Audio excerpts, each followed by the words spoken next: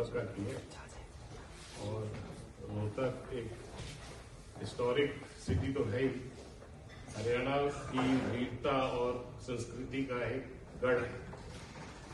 और इस करके मैं रोहतक से ही अपना सुपरविजन एक बार स्टार्ट करते हैं और यहाँ से फीडबैक लेते हैं कि कैसे हमारा पुलिस प्रशासन कार्य कर रहा है।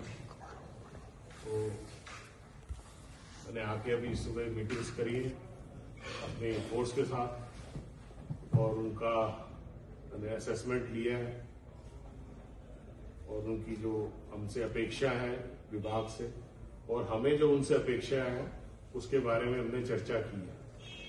तो काफी अच्छी हमारा ये मीटिंग्स रही। तो उसके बाद हमने कुछ शहर के जो इन्फ्लुएंसर पब्लिक मैन है उनके साथ मीटिंग करी और इसके बाद हम आपसे हम चर्चा कर रहे हैं।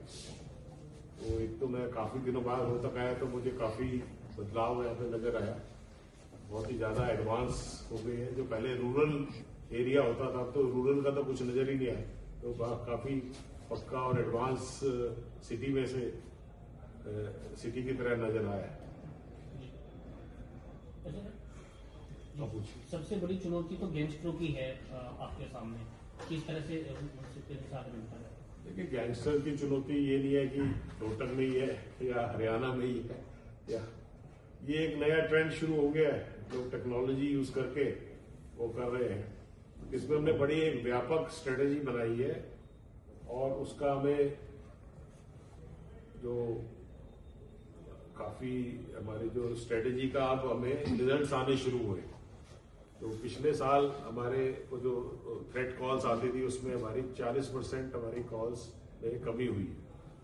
हमने कम से कम 25 जो हमारे गैंगस्टर बाहर भागे हुए थे उनको डिपोर्ट कराया है और अभी कुछ एक जो और बाहर हैं उनके प्रति हमारी जो लीगल कार्रवाई है वो जारी है। तो आप जैसे आप समझ रहे हैं कि जब से ये नया दौर शुरू हुआ है टेक्नोलॉजी का, इससे नए चैलेंज उभर के सामने आए हैं। जब हमने ज्वाइन किया था 1992 में तब अलग टाइप की पुलिसिंग होती थी। उसके बाद 1995 में इंटरनेट मोबाइल आ गया, तब अलग पुलिसिंग शुरू हो गई। उसके बाद आ गया आपका स्मार्टफोन आ गया ऐप बेस, तो अलग टाइप की पुलिसिंग हमें चेंज करनी पड़ी, क्राइम ट्रेंड चेंज हो गई। और ये उसी का नतीजा है। तो व्हाट्सएप और जो हमारे जो नए फीचर्स हैं टेक्नोलॉजी में, क्रिमिनल उसको यूज कर रहे हैं। और अब नया चैलेंज अभी आने वाला है जिसके बारे में हम तैयारी कर रहे हैं, वो है artificial intelligence, AI. Criminals will use AI आने वाले टाइम में, तो उसके लिए हम तैयारी कर रहे हैं। तो ये तो जैसे जैसे सोसाइटी ग्रो करती है वैसे वैसे क्राइम ट्रेंड भी चेंज होता है और फिर वैसे वैसे हमारी पुलिसिंग मेथड भी चेंज होता है। कोई संदेश?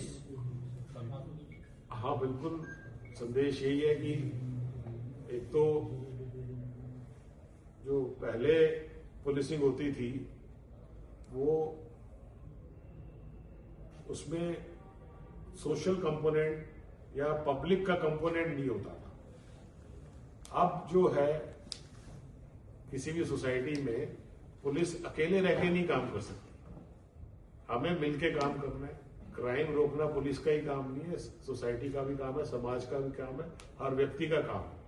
और हर व्यक्ति अपने आप को एक बिना वर्दी वाला पुलिसमैन समझे और पुलिस को सपोर्ट करे तो क्राइम अपने आप ही खत्म हो जाएगा।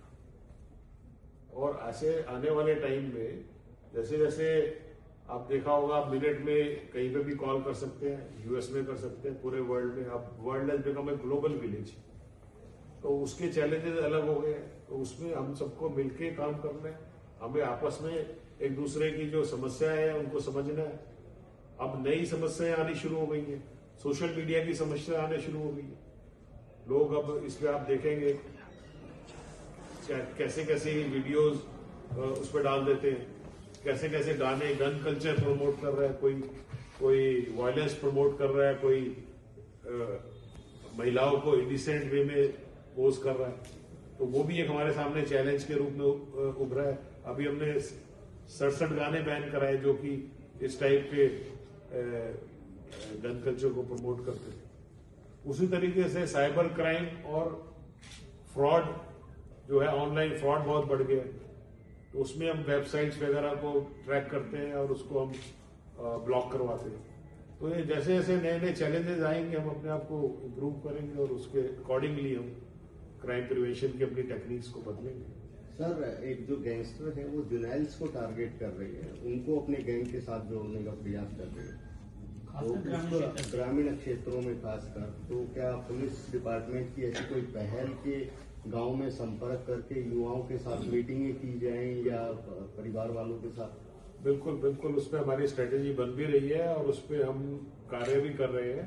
बट अभी इतना ये थोड़ा प्रीमेच्योर है कि हर गांव में जैसे वो कांटेक्ट करके और वो सारे उनको रिक्रूट कर रहे हैं।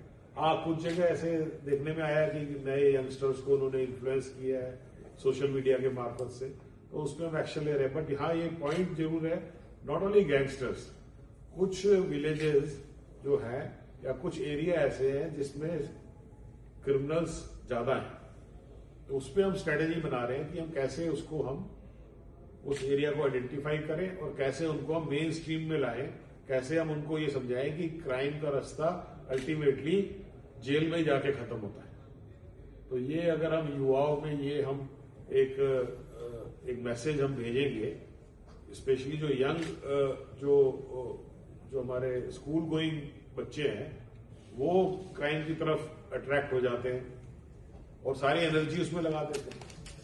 तो हम अगर उनको, हमारा प्लान है कि हम उसको गाइड करें, वहां पे गांव में जाके उनके कुछ अवेयरनेस प्रोग्राम चलाएं, कोई एनजीओ को एसोसिएट करें और ताकि वो क्राइम की तरफ ना जाके एक कंस्ट्रक्टिव सोसाइटी की तरफ उनका ध्यान जाए, पढ़ाई लिखने में जाए, खेलों में जाए और ग्रोथ में, सोसाइटी ग्रोथ में वो कंट्रीब्यूट करे।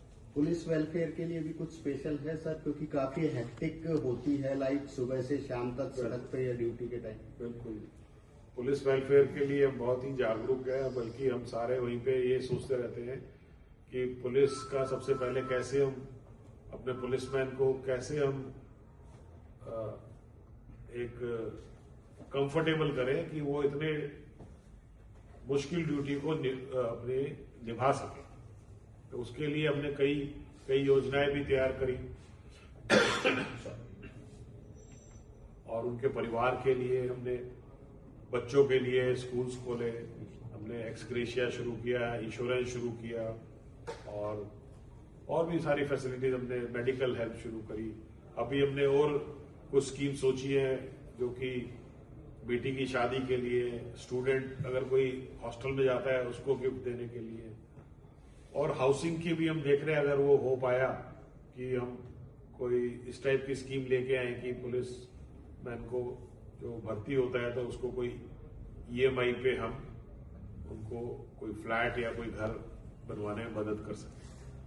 और इस टाइप की स्कीम चलती रहती है, हम आगे इसको हम इम्प्लीमेंट करेंगे। लेकिन जब जिस तरह से पुलिसकर्मी सुसाइड कर रहे थे पिछले दिनों, काफी जो है देखने को मिले ऐसे केस, स्ट्रेस कम करने के लिए कुछ ऐसा ड्यूटी ज्यादा है या फिर काम ज्यादा लिया जा रहा है या फिर शोषण किया जा रहा है, कुछ इस तरह के भी जो है सवाल उठते नजर आ रहे थे पहले?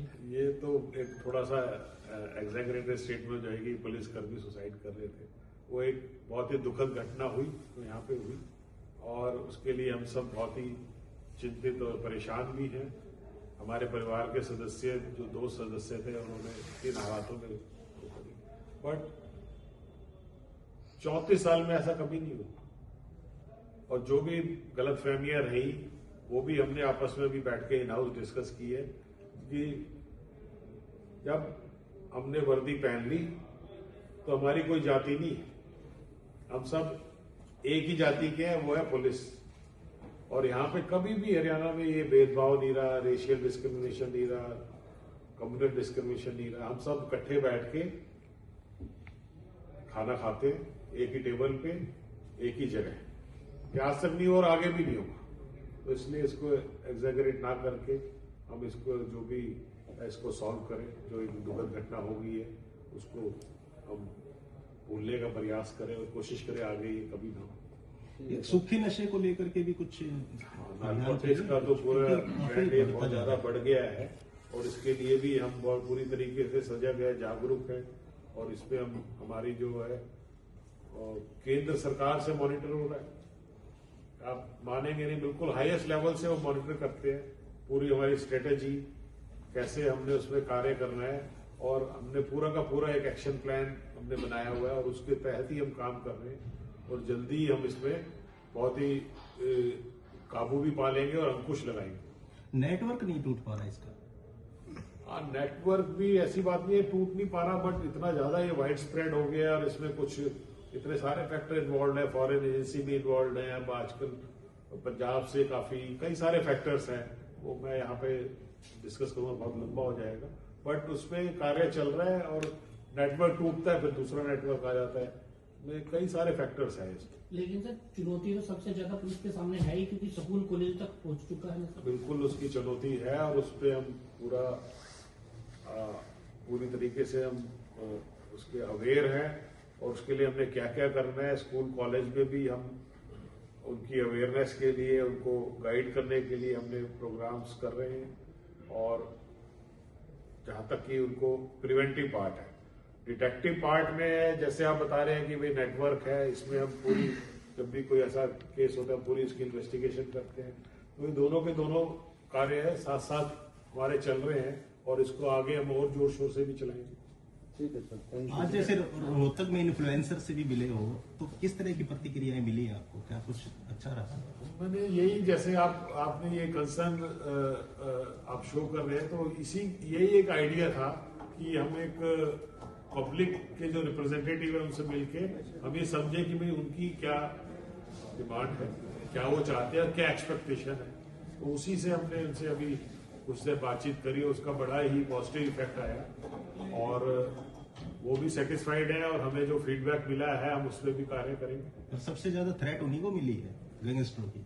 नहीं, ठीक है, थ्रेट देखो ऐसा है, वो आज की डेट में ये कहना कि रोहतक में मिली है ऐसा नहीं है, सब जगह ये एक मिसयूज ऑफ टेक्नोलॉजी हो रही है और उसमें कई फैक्टर्स हैं जिसमें हमें दिक्कत हो रही है, लेकिन हम उसमें बहुत ही एग्रेसिवली काम कर रहे हैं। अगर हमने जो कुछ स्ट्रेटेजी बनाई है उसमें सक्सेस मिली तो हम इसको जड़ से खत्म कर दें, ठीक है, लेकिन अब वो उसमें कुछ टेक्निकल इनपुट चाहिए, कई चीजें चाहिए, अभी थोड़ा सा जल्दी होगा, बट हम पूरा हमारा जो जोर है, पूरी हमारी क्षमता है, हमने इस पे लगा रखा है। सर एक आखिरी सवाल, पिछले दिनों में पहले जब होता था पुलिस के जवान अच्छा काम करते थे, क्राइम यूनिट अच्छा काम करती थी, तो उनको आउट ऑफ टर्म प्रमोशन दिया जाता था, लेकिन पिछले दिनों में ये देखने को नहीं मिला क्योंकि पुलिस कर्मचारी तब जाते तो गोलियां वो भी खाते, उनको भी गोलियां लगती, लेकिन पिछले दिनों में ये देखने को नहीं मिला। अब वो पॉलिसी हमारे अंडर कंसिडरेशन है, हम कर रहे हैं। ठीक है सर।